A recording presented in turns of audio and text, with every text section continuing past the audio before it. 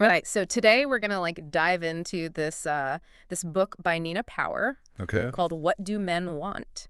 Masculinity and Its Discontents." Yeah. It's a fascinating look, I think, at this whole idea of Right. modern masculinity and all the Yeah. conversations that are happening around gender. Mm-hmm. So kind of our mission today, I guess, in this deep dive is to sort of Yeah. explore some of the big questions that power raises and maybe give our listeners, Yeah. some new ways to think about it all. Yeah, but I think, Yeah. one of the things that power does so well is make you question. Right.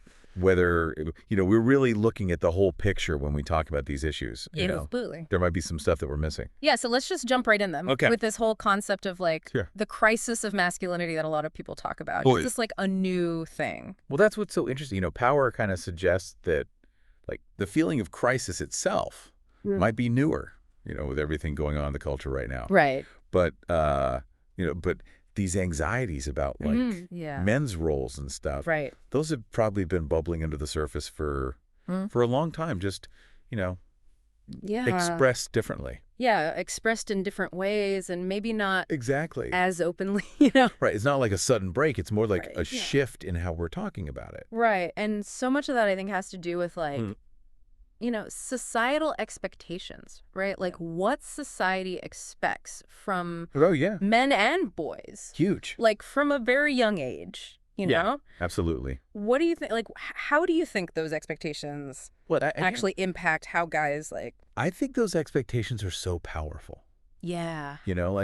Power really makes you think about how much those stereotypes can box men in, Yeah. affect their choices, how they Yeah. feel, Right. emotionally. The pressure to Always be strong and stoic and always be the provider. Yeah. And that kind of leads into this other question that power raises, which is Mm-hmm. with all the focus that we have on Right. historical gender imbalances, Yeah. which are obviously very real, Good source. are we kind of missing some of the legitimate challenges that men face? I think that's Right. a key question. Yeah.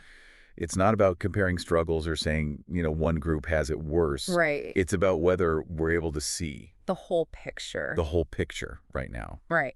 for everyone. And I think in that conversations, it's also important to kind of separate out Oh, yeah. this idea of toxic masculinity Mm-hmm. from just being male, Absolutely. right? Because those are two very different things. Totally different. And power really cautions against using that phrase. Right. Toxic masculinity as a way to just Yeah. vilify all men. Right. It's more about Yeah, it's about calling out specific behavior. specific harmful behaviors. Right. Not like saying all men are bad, because Right. obviously they're not. Right. And there's so much. It's about a narrow set of Yeah. norms that are Yeah. aggression and Yeah. suppressing your emotions and Yeah. dominance and all that. Yeah. So, and then power also talks about Mm-hmm.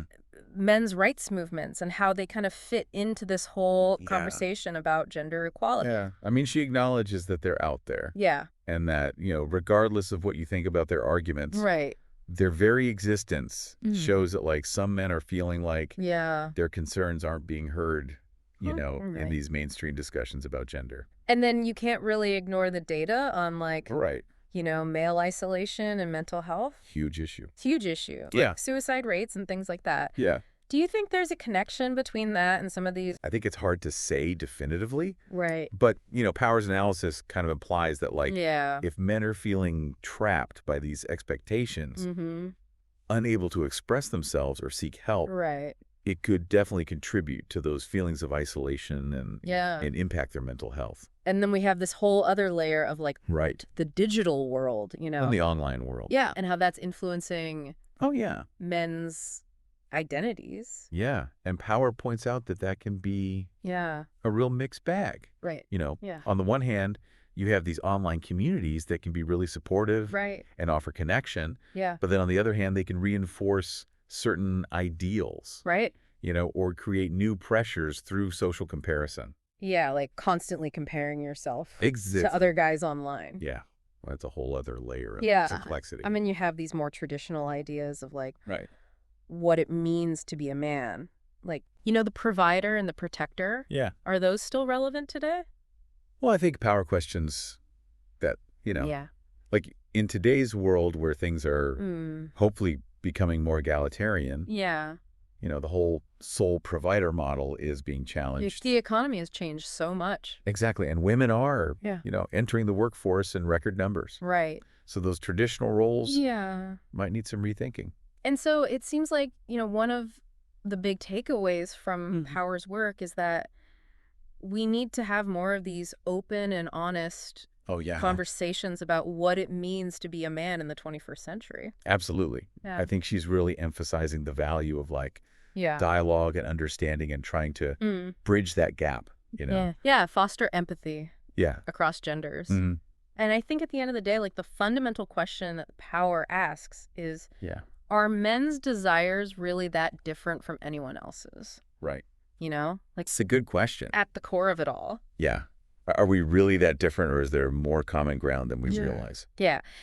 And so as we wrap up this deep dive into what do men want, I think it's clear that understanding men's experiences is absolutely essential. For sure. Not separate from achieving genuine gender equality. Totally. And that leaves us with this thought in all these conversations about gender. Yeah. Are we really considering the full spectrum Yeah. of challenges that everyone faces? It's something to think about. It really is. Yeah.